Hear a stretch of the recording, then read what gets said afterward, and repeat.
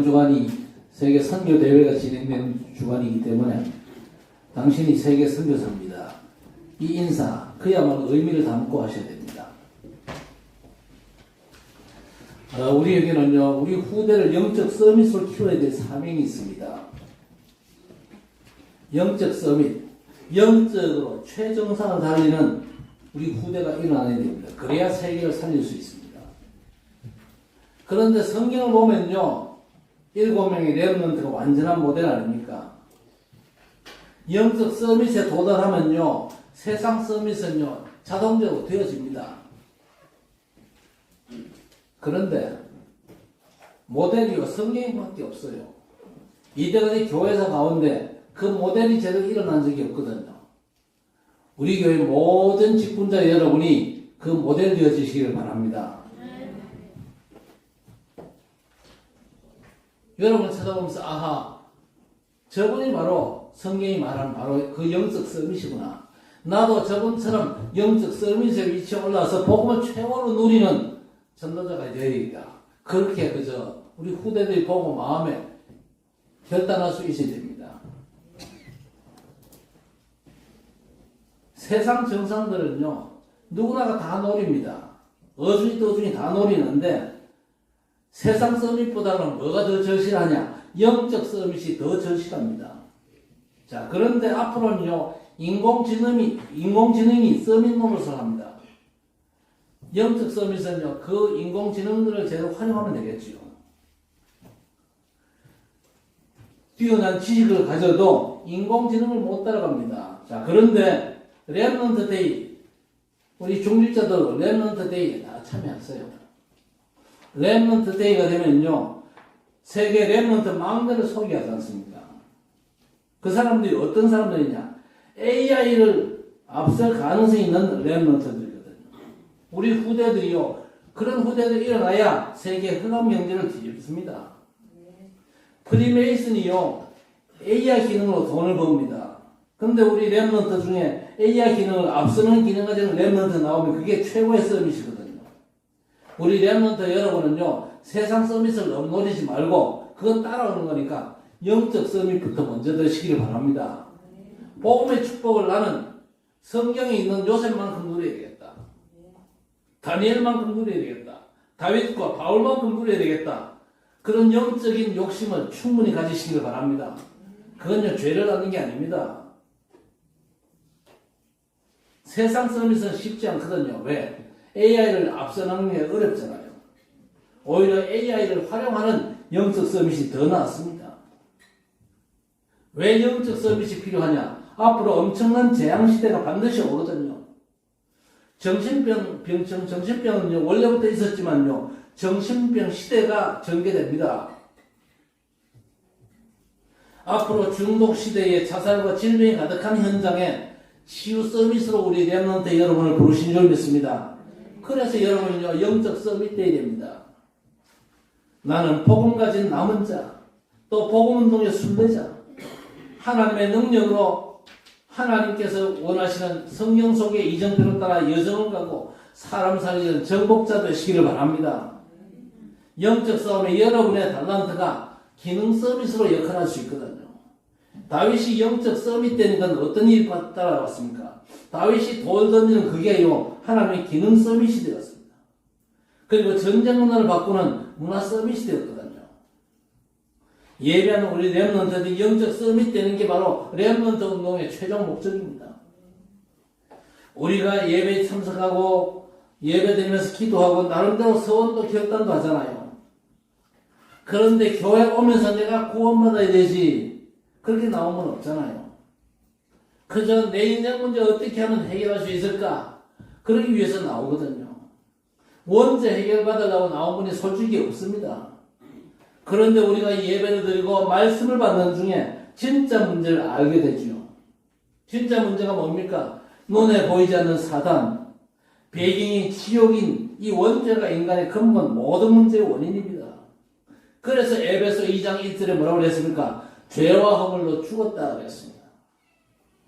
죽은 상태가 숨 끊어지는 게 아니고 요한복음 8장 44절 너희 아비 마귀 마귀에게 소속된 상태를 보고 죽었다. 그렇게 말하는 겁니다. 어릴 적에 개구리를 잡아가지고 뒷다리를 실로매가지고 놀죠. 개구리가 발버둥 쳐도 내 소나기를 절대 못 벗어납니다. 왜냐? 끈으로 다 연결되어 있기 때문에. 여러분, 사단이 장악된 상태가 죄와 허물로 죽었다. 그렇게 하는 겁니다. 묶은 줄로 실을 길게 가지고 저 논으로 던지면요, 개구리가 논바닥에 엎드려가지고 살았다 싶겠지요. 그러나 그게 살은 겁니까? 아닙니까? 여전히 실에 매여 있습니다. 내가 실을 땡기면요, 끌려 나올 수밖에 없어요. 여전히 내 손아귀에 있습니다. 그런데 내 손보다 더 강한 사단의 손이 절대 못 벗어나는 걸 죄와 허물로 죽었다 하는 겁니다. 여러분 주변의 사람 중에 그런 사람들이 많거든요. 그래서 우리가 캠프를 해야 되는 거예요. 차라리 죽어버리면 좋지요.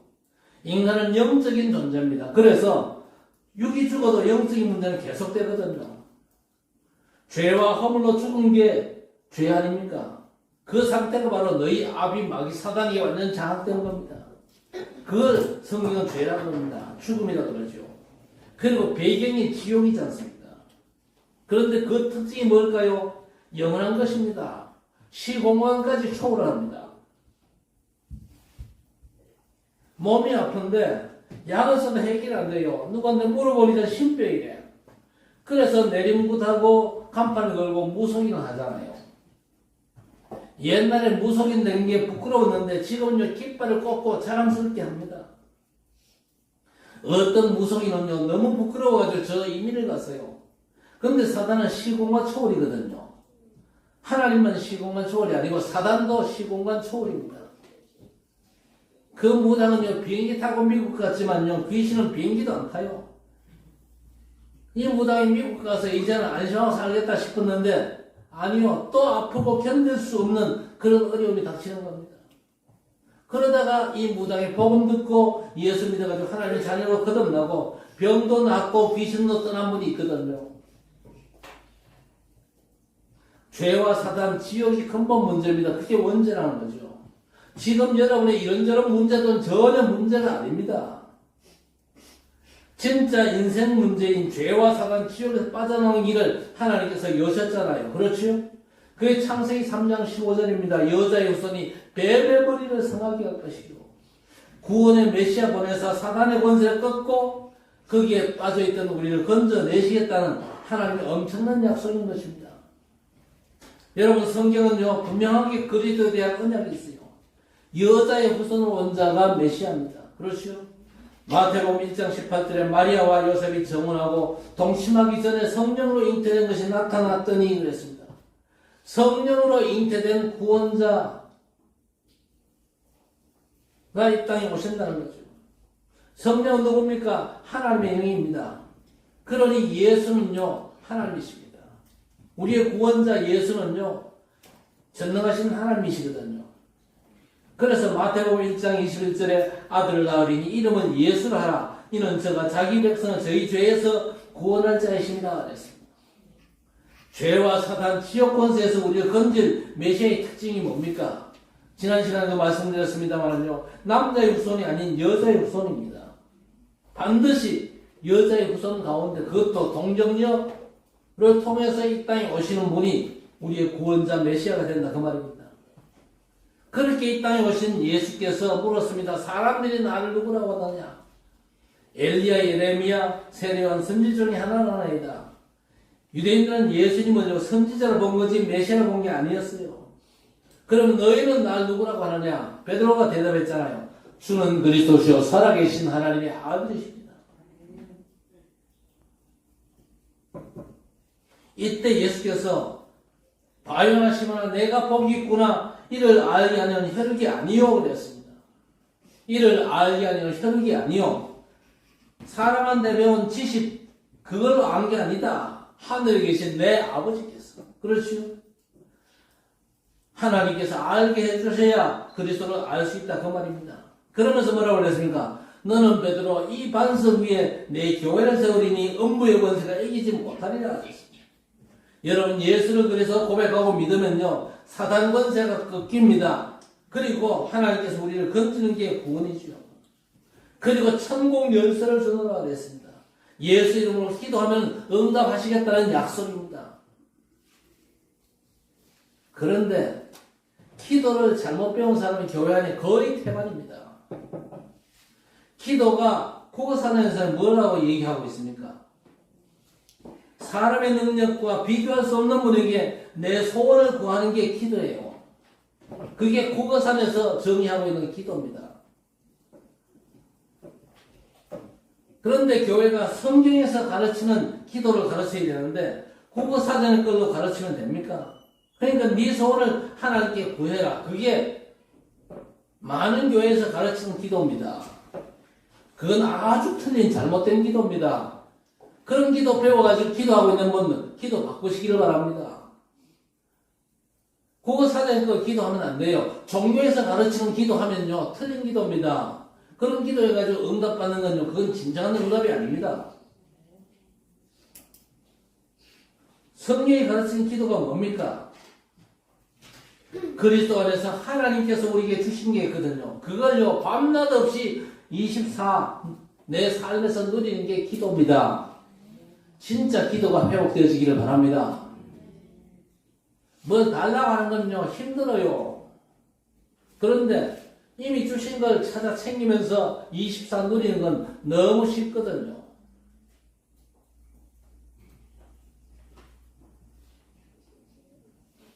뭐든지 구하면 우리 하나님 주십니까? 말 같은 소리 해야죠. 뭐든지 구하면 주신다. 여러분 결혼하고 수십 년 오늘까지 살아오면서 한 번이라도 주여 저거 안 물러갑니까? 그런 마음 가져본 적 없어요. 하나님께서 그 기도에 응답하시면 어떻게 됩니까? 여러분 짝지 불러가요. 그러면 애들 뭐가 되잖아요. 기도는요, 내 소원을 우리 절대자에게 아뢰는 게 아니거든요. 절대자 하나님께서 그리스도 안에서 우리에게 주신 걸요, 24 범사에 누린 게 기도입니다. 그리고 하나님의 절대 소원과 계획이 나를 통해서 성취되게 하옵소서. 그게 하나님께서 원하시는 기도입니다. 우리 하나님께서 우리에게 주신 게 많습니다만요, 하나님의 구원자 그리스도 안에서 우리에게 완전한 신분과 권세를 주셨거든요. 그 신분과 권세를 가지고 범사를 보는 게 기도입니다. 하나님께서 기뻐하신 기도가 여러분에게 회복되어지기를 주의 이름으로 축복합니다. 고린도서 5장 17절에 누구든지 그리스도 안에 있으면 새로운 피조물이라 이전 것은 지나갔으니 보라 새 것이 되었도다 그랬습니다. 그리스도 안에 있으면 여러분은 새로운 피조물입니다. 알겠습니까? 갈라디아 2장 20절 내가 그리스도와 함께 십자가에 못 박혔나니 그런즉 이제는 내가 사는 것이 아니요 내 안에 오직 그리스도께서 사신 것이다. 내가 육체 가운데 사는 것은 나를 사랑하사 자기 몸을 버리신 하나님의 아들을 믿는 믿음 안에서 사는 것이다 그랬습니다. 나는 그리스도 안에서 죽었어요. 이제 내 안에 오직 그리스도께서 사셔서 나를 통해서 하나님의 뜻이 이루어지는 겁니다. 여러분 세상을 살면서 세상을 이길 수 있습니까? 세상을 이길 수 있어요? 세상을 못 이깁니다. 이유가 뭡니까? 세상 임금이 누구라고요? 세상 임금이 사단인데 어떻게 여러분 세상을 이길 수 있습니까? 그런데 세상을 이길 수 있는 비결이 딱 하나 있습니다. 뭘로 이깁니까? 믿음으로. 그렇죠? 하나님께로 난 자마다 세상을 이기느니라. 세상을 이기는 이기면 이것이니 너희의 믿음이라고 했습니다. 예수가 하나님의 아들 그리스도의 집을 믿는 믿음만이 세상을 이기는 비밀입니다. 왜 우리가 복음 오직 해야 됩니까? 다른 오직 하면요 100% 누가 역사한다고요? 사단이 역사합니다. 사단은 절대 그리스도 외에는요 무릎 꿇지 않습니다. 그래서 오직 그리스도 오직 복음의 답을 내고 삶을 살아가라 그 말입니다. 목사님 내가 오직 그리스도 답 났는데 왜 안 됩니까? 치유가 안 돼서 그래요. 치유받고 모든 문제로부터 해방받게 되시기를 바랍니다. 자 오늘 읽은 본문으로 들어가 보겠습니다. 12절에 보세요. 갈리오가 아가야 총독되었을 때 유대인이 일제히 일어나 바울을 대적하여 법정으로 데리고 가서 그랬습니다. 유대인들이 바울을 반대합니다. 총독에게 재판해 달라고 지금 데리고 왔지요. 왜 데리고 왔습니까? 13절에 보세요. 이 사람이 율법을 어기며 하나님을 경외하라고 한다. 바울 사도가 율법을 지키지 않아도 된다 그렇게 가르쳤대요. 그런데 총독 갈리오가 14절에 뭐라고 그랬습니까? 너희 종교에 관해서 너희 스스로 해결해라. 자, 그래서 17절에 보세요. 모든 사람이 회당장 소수대네를 잡아 법정 앞에서 때리되 갈리오가 상관하지 않았다 그랬습니다. 유대인들이 회당장 소수대네를 패는데 이유가 뭡니까? 왜 바울을 세워가지고 설교를 시켰냐 그 얘기입니다. 그러니까 유대인과 바리새인들이 이 바울 사도의 메시지를 오해를 한 겁니다. 여러분, 전도자는 오해도 많이 받고 공격도 많이 당합니다. 바리새인과 유대인들의 오해가 오늘 13절에 나오죠. 이 사람이 율법을 어기면서 하나님을 경외하라고 사람들을 권한다. 예수 믿으면 율법 안 지켜도 된다. 그렇게 얘기했다는 겁니다. 그러나 아니거든요. 바울 사도가 지금 얘기한 건 뭡니까? 율법 앞에 선 우리들의 한계를 얘기한 겁니다. 우리 인간의 한계 가지고는요, 하나님의 거룩한 율법을 온전히 지키는 게 불가능하다. 율법은요, 하나님의 거룩함과 하나님의 완전함을 우리에게 보여줍니다. 그 반면에 우리 인간은 어떤 존재입니까? 우리 인간은 성경을 보니까 전적으로 부패한 존재입니다. 모든 사람이 죄를 범하였으면 하나님의 영광이 이루지 못하더니 한마디로 전적으로 썩고 부패했다. 불완전한 인간이다. 하나님의 말씀, 하나님의 거룩한 율법을 온전히 지킬 수 있는 능력을 상실한 존재다. 그 이야기입니다. 그런 인간이 하나님의 거룩과 완전에 도달할 가능성이 있습니까? 율법을 다 지킬 수가 없습니다. 지켜도 구원받지 못하거든요. 율법을 다 지켜도 하나님을 못 만나고 사단이 겁내거나 지옥 배기에 안 맡깁니다. 그걸 얘기한 거예요. 여러분 10계명 여러분 다 지킵니까? 목사님 나는 다 지켰는데요. 어째 다 지켰다고 얘기해? 나는 도둑질 한 적이 없는데요. 예수님께서 뭐라고 그랬습니까? 남은 거 탐낸 적 없냐? 그렇게 묻잖아요. 없어요? 입 다물고 있지만 다 있다 그 말입니다. 그러니까 다 죄네요. 다 율법 어겼어요. 인간의 한계 때문에 못 지키는데 그건 뭐 어쩌겠어요. 저도 그걸 시비 걸고 싶은 생각은 전혀 없습니다. 여러분 율법 지키는 게 구원과는 상관이 없거든요. 오해하면 진짜 곤란합니다. 예수 믿으면 구원받습니다. 맞습니까? 근데 여러분 예수 믿어도 내가 율법을 제대로 못 지켰다. 그 때문에 여러분 마음속에 이 뭔가 자꾸 찔리는 경우가 많잖아요. 그렇죠? 내가 오늘 죽어도 천국 갈 수 있겠냐? 걱정하는 사람이 있는데 걱정 마시기를 바랍니다. 예수 믿으면 구원받습니다. 그렇죠? 자신 없잖아 봐. 오늘부터 예수 믿으면 나는 구원받은 하나님의 자녀다. 확신 갖게 되시기를 바랍니다. 오늘 죽어도 어디 갑니까? 지옥은 절대 못 가요. 갈 수가 없어요. 예수 믿고 하나님의 자녀 되면요 천국 갑니다. 이 땅에 내가 천국에 죽고 제대로 못 누린 그게 문제지 죽어서 천국 가냐 지옥 가냐 그건요 여러분이 걱정할 문제가 전혀 아닙니다. 자, 그런데 최선을 다해서 다 못 지키는 게 우리 인간의 한계거든요. 아니 10계명 다 지키면 좋겠지만요 우리 한계로 불가능하잖아. 그거 어쩌겠어요. 다 지켰다고 해서 사단이 꺾이고 영적 배경이 바뀝니까? 아니거든요.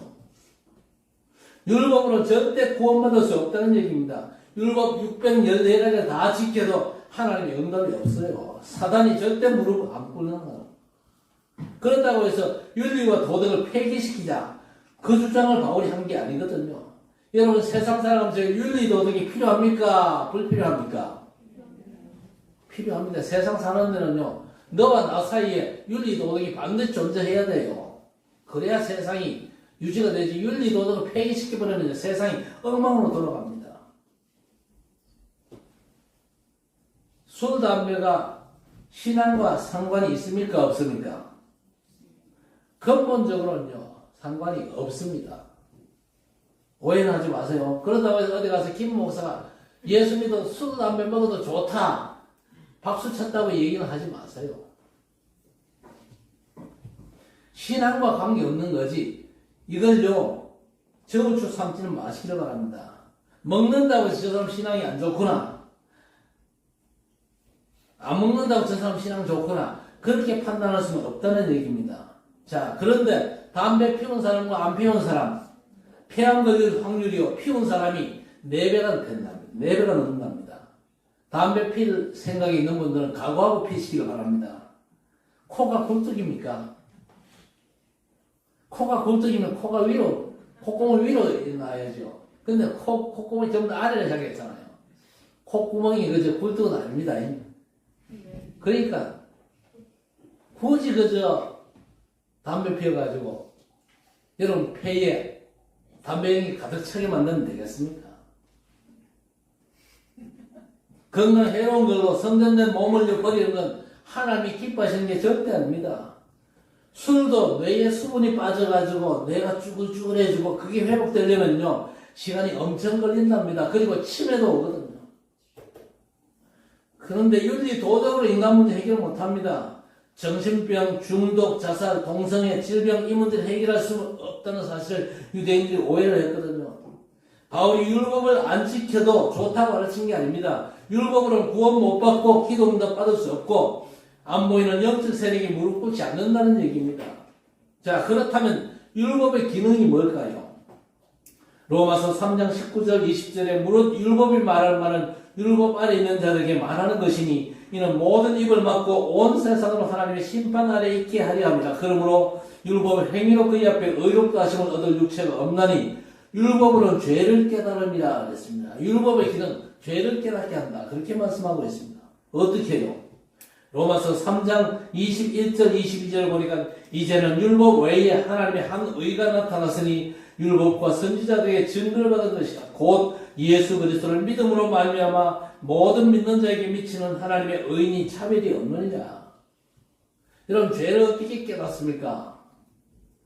내가 죄 지었더니 이거 율법을 어겼구나. 그래서 율법이 죄를 깨닫게 만드는구나. 그렇게 생각할 수도 있는데 더 정확하게 말씀드리면요. 죄를 어떻게 깨닫냐. 하나님의 절대 의 되신 그리스도만이 해결할 수 있는 게 죄구나. 하나님의 절대 의 되신 그리스도가 아니면 절대 해결 못하는 게 죄구나. 그렇게 깨닫게 하시는 겁니다. 죄는요, 영이 죽은 상태 아닙니까? 사단에게 소속된 종과 지옥 배경, 이게 죄거든요. 하나님 만난 길 되신 그리스도, 왕, 선지자, 제사장 되신 그리스도만이 해결하는 게 죄의 문제인 줄 믿습니다. 자, 그런데 로마서 2장 13절에 하나님 앞에서는 율법을 듣는 자가 의인이 아니요 오직 율법을 행하는 자라야 의롭다 하심을 얻으리니 그랬습니다. 이때까지 들은 말씀하고는 조금 이게 그래서 다르죠. 듣는 자가 의인이 아니요 오직 율법을 행하는 자라야 의롭다 하심을 얻으리니 그랬거든요. 여러분 그러면 소망이 있습니까?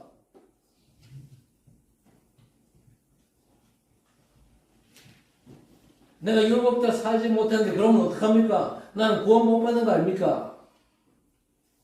행위로 발버둥 치는 사람이 교회 안에 너무 많거든요. 나는 하나님의 법, 율법대로 살아야 되겠다. 발버둥 치는데 행위로 의롭다함을 얻을 육체가 있어요, 없어요? 없거든요.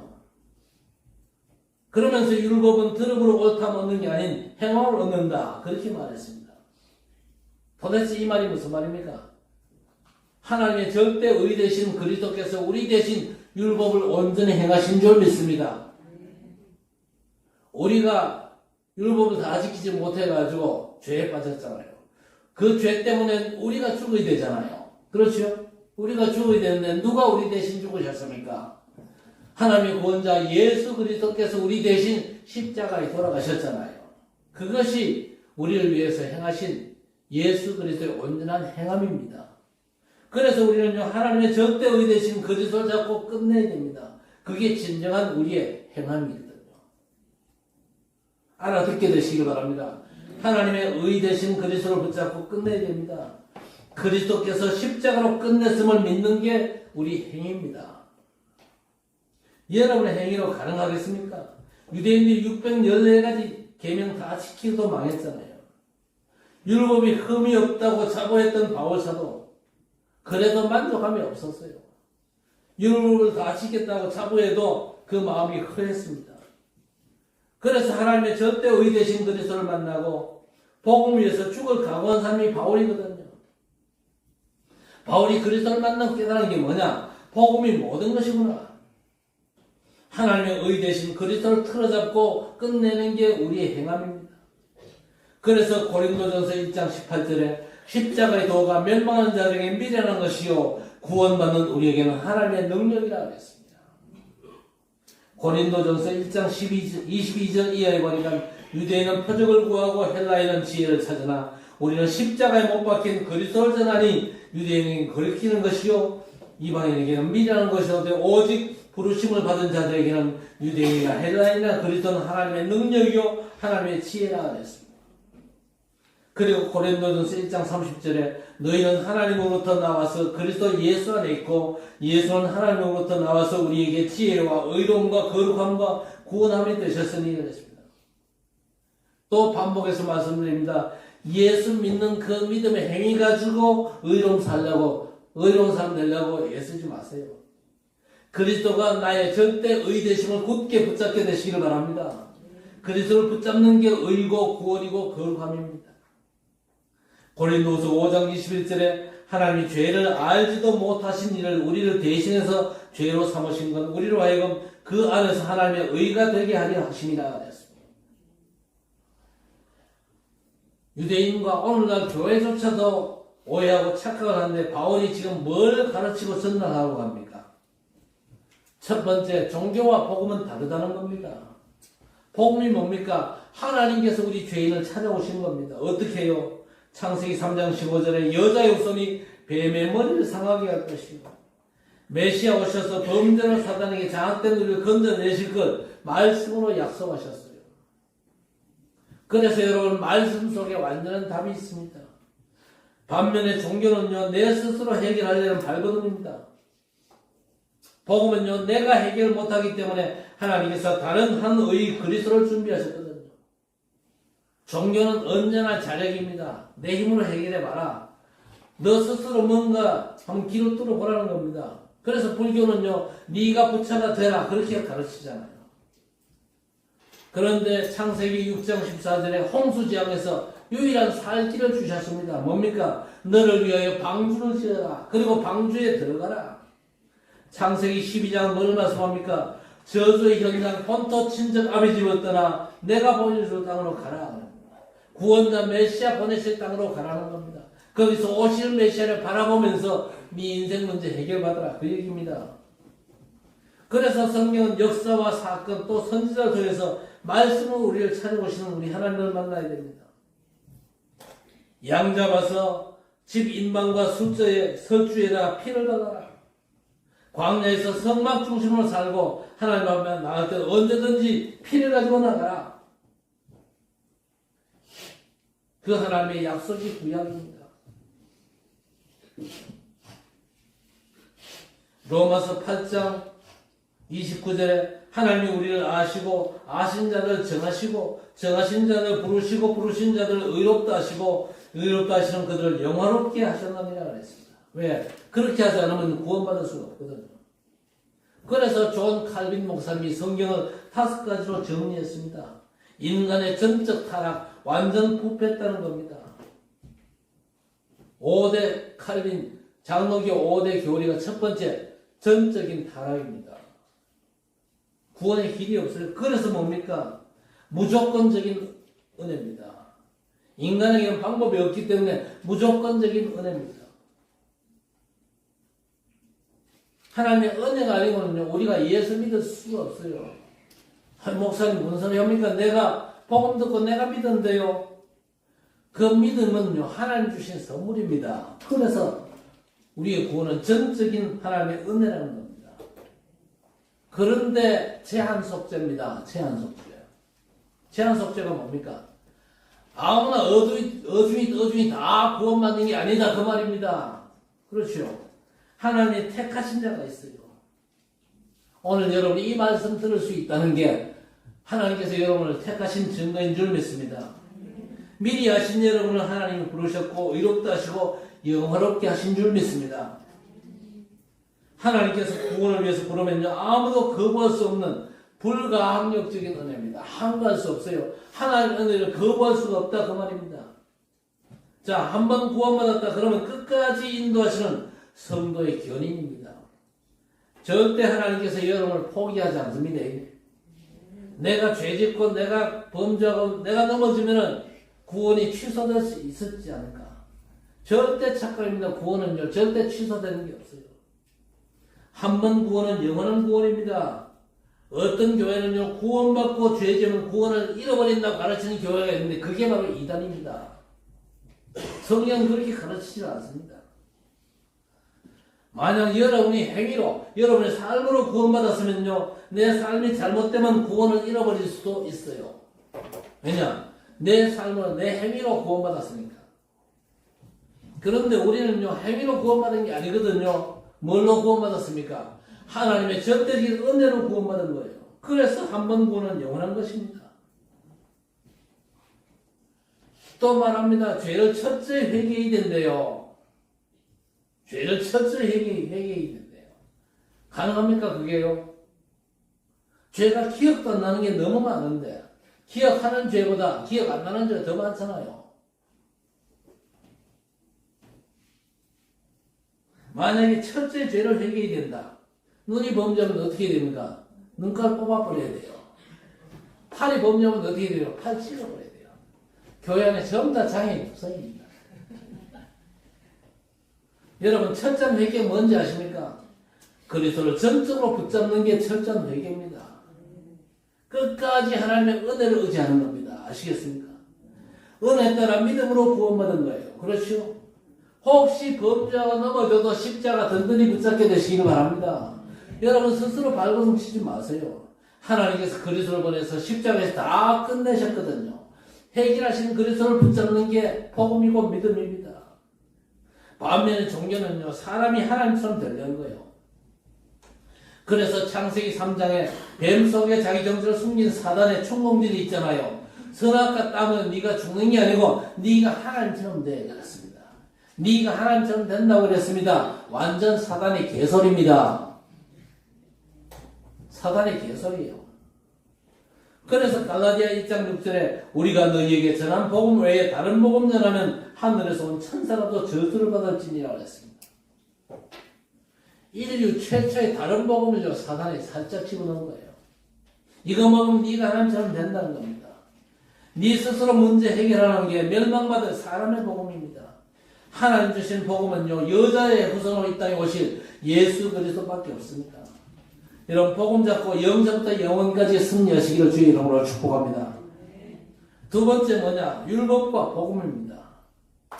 여러분 말할 것도 없잖아요. 믿음으로 구원받습니까? 행함으로 구원받습니까? 당연히 믿음으로 구원받습니다. 진짜 문제를 몰라가지고 행위를 자꾸 강조하고 율법에 묶이거든요. 진짜 문제가 뭐냐? 진짜 문제가 얼마나 심각하냐? 히브리서 9장 22절에 피 흘림이 없은 적 죄삼이 없다 그랬습니다. 여러분이 빠져있던 그 근본 죄 문제는요 죽어야 끝납니다. 그만큼 심각해요. 짐승피로 절대 안 됩니다. 그래서 구약 성경 보세요. 짐승피로 시작해가지고 결국엔요 죄 없는 하나님의 아들 예수 그리스도께서 십자가 우리 대신 죽으신 겁니다. 인간의 죄를 어떻게 짐승의 피가 해결할 수 있습니까? 요즘은 뭐 그런지 모르겠습니다. 부흥집회할 때 부흥사들이요 뭐라고 떠드느냐? 회개의 예물 바치세요. 그렇게 떠드는 부흥사도 있어요. 정말 회개합니까? 회개의 예물을 바치세요. 그렇게 떠들어요. 예물로 회개됩니까? 그렇게 떠드는 또 덩신같이 쏘가지고 놈 팔고 집 팔아가지고 바치는데 그럴 게 아니고 그 목사를 사기꾼으로 고소해야 돼요. 진정한 회개는 돈 바친다고 회개가 아니거든요. 그리스도 붙잡아야 회개가 되는 거예요. 그런데 여러분 십자가 든든히 붙잡고 감격하면서 237 세계 복음을 위해서 헌금한다. 그건 하나님이 기뻐하시는 거거든요.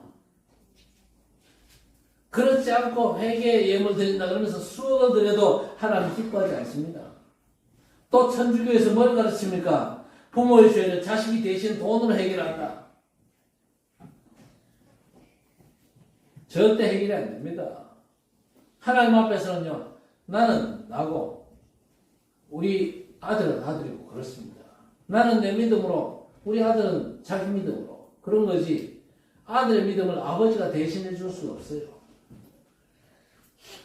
구약이 그렇게 수많은 짐승들이 죽어나가도 인간 문제는 절대 해결이 안 되는 것입니다. 왜? 죄의 상성 사망이요, 피 흘림이 없은 적 죄사함도 없다고 그랬습니다. 아무리 죽어도 안 되는데 죄 없는 하나님께서 육체를 입고 오셔가지고 대속의 죽음을 주어 주신 겁니다. 그래서 히브리서 9장 12절에 염소와 송아지에 필요하지 아니하고 자기 피로 영원한 속죄를 이루사 단번에 성소에 들어가셨느니라. 하나님 앞에 나아갈 수 있는 완전한 길을 여신 겁니다. 믿고 누리시기를 바랍니다.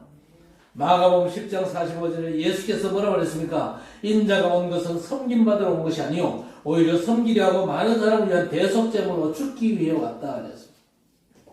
갈라디아 3장 13절 14절 그리스도께서 우리를 위하여 저주를 받은 바 되사 율법의 저주에서 우리를 속량하셨으니 기록된 바 나무에 달린 자마다 저주 아래 있는 자라 그랬습니다. 우리가 저주 아래에 빠져야 되는데 예수 그리스도께서 우리 대신 저주받으시고 그 모든 저주 재앙에서 우리를 완전 속량하신 줄 믿습니다. 건져내셨다 그 얘기입니다. 그래서 로마서 8장 1, 2절에 뭐라고 그랬습니까? 그런즉 그리스도 예수 안에 있는 자에게는 결코 정죄함이 없나니 그리스도 예수 안에 있는 생명의 성령의 법이 죄와 사망의 법에서 너를 해방하였습니다 그랬습니다. 해방받으신 줄 믿고 누리게 되시길 바랍니다. 예수 안 믿으면 절대 해방받을 수 없습니다. 예수 안 믿고 사는 동안은요, 그야말로 착한 일을 너무 많이 해서, 선행을 너무 많이 해서, 그래도 소망 없습니다. 왜? 그리스도 바깥에 있기 때문에. 맞습니까?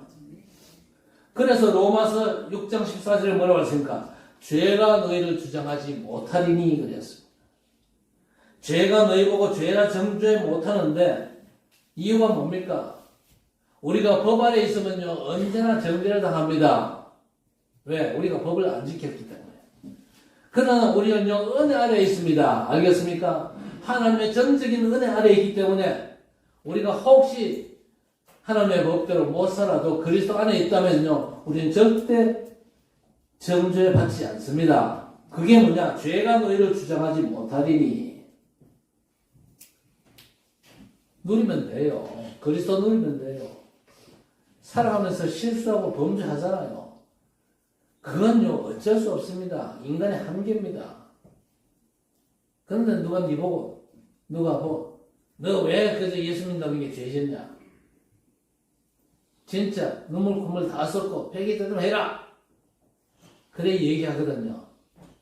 미안한데 내 진짜 회개 다 했다. 내가 하나님 절대 의되신 그리스도 안에 있다. 그렇게만 고백하시길 바랍니다. 그러면 되는 거예요. 자, 마지막으로 열심히 복을 믿는 줄 착각하는 사람이 있죠. 게으르란 말은 아닙니다만은요, 열심으로 해결 가능한 인간 문제가 없거든요. 그래서 로마서 10장 1절 이하에 보니까 유대인들이 열심이나 하나님의 지식을 따른 열심이 아닌 자기 열심이었습니다. 성경은 뭐라고 말씀합니까? 그리스도께서 그를 믿는 자를 의롭다 하시기 위하여 율법의 마침이 되시니라 그랬습니다. 하나님께서 그리스도로 끝내셨습니다. 그래서 우리가 거기에 더 보탤 열심이 없거든요. 하나님의 열심으로 끝입니다. 율법의 마침이 되십니다. 율법이 벌써 끝났어요. 그렇죠? 믿는 모든 자를 의롭다 하기 위해서 율법의 마침표를 찍으신 겁니다. 그런데 내 열심을 자꾸 보태려고 애씁니까? 그거 헛수고입니다. 유대인들이 큰 죄 지은 게 아닌데 노예되고 포로되고 속국되고 세계로 떠돈 유당민되었잖아요. 왜 그렇습니까? 하나님의 지식을 따른 열심이 아니고 자기 열심을 따른, 자기 지식을 따른 열심이었기 때문에 그렇습니다. 유대인들이 노벨상 3분의 1을 싹쓸이했잖아요. 그리고 저 유명 대학의 학자들이 유대인입니다. 세계 경제와 인공지능도 장악했어요. 우리가 돈을 쓰면요, 유대인들에게 돈이 들어갈 만큼 경제를 장악했는데 왜 그 사람들이 망했습니까? 그 사람들은요, 쇠마와 탈무드 그리고 토라 이 세 권의 책으로 뿌리를 쳤습니다. 그리고 선민의식을 후대에게 갖게 하시오. 우리는요, 성경에서 뿌리를 찾아야 됩니다. 그게 뭡니까? 그리스도 안에서 하나님의 형상 회복된 하나님의 자녀입니다. 그렇죠? 이 하나님의 자녀라는 의식을 우리 후대에게 심어줘야 될 것입니다. 유대인들은요, 우리만 선민이고 다른 사람들은 다 이방인 지옥의 땔감으로 생각했기 때문에 망한 거거든요. 왜 유대인들을 선민으로 부르셨습니까? 다른 민족 살려. 그렇죠?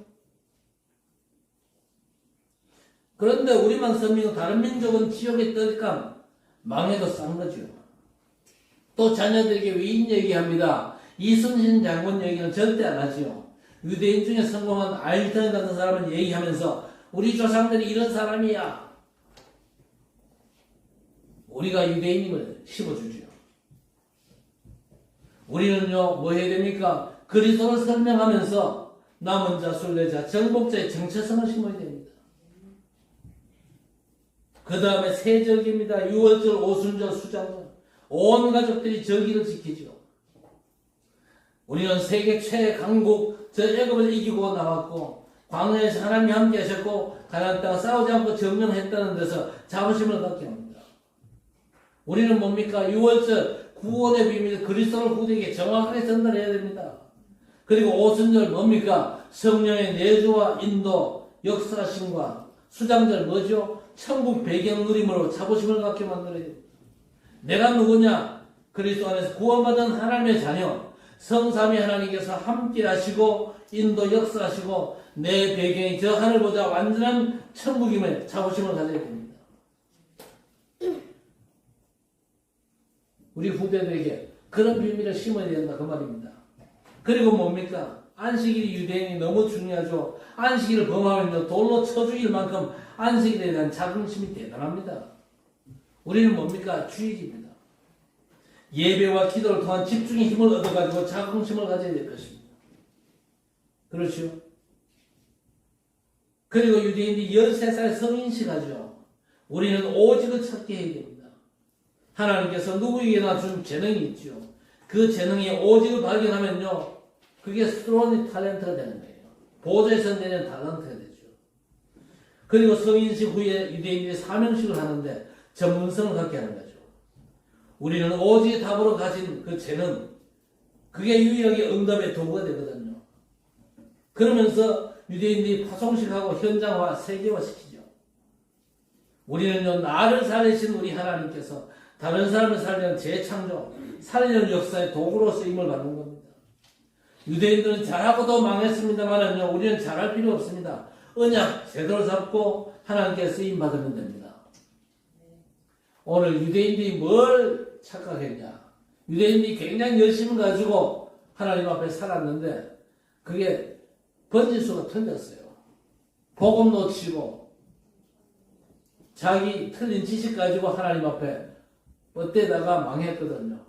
우리는요, 하나님의 완전한 지식, 절대의 되신 그리스도 안에서 하나님의 세밀한 인도받으면서 하나님께서 가장 기뻐하시는 전도자의 삶에 승리하는 그런 귀한 역사와 축복을 우리 모든 성도들이 누리게 되시기를 우리 주님의 이름으로 간절히 축원합니다. 하나님 아버지 감사합니다. 그리스도 안에서 주신 하나님의 능력으로 나와 세상과 시대를 살리면서 흥엄에 빠진 현장을 살리게 하옵소서. 주신 말씀대로 종교가 아닌 복음의 능력으로 치유의 축복을 주심을 감사합니다. 재앙과 정신병과 마약 중독, 자살과 질병 시대를 맞아서 복음 가진 우리를 치유쓰면서 부르시니 감사합니다. 나를 치유하고 세상과 시대를 치유하는 전도자가 되게 하옵소서. 가는 곳곳마다 움직이는 현장교회로 복음의 빛을 비추어서 어둠이 물러가고 현장을 향한 사단의 권세가 꺾이게 하옵소서. 증인으로 승리할 수 있도록 우리의 삶을 인도해 주옵소서. 예수님의 이름으로 간절히 기도드리옵나이다. 아멘.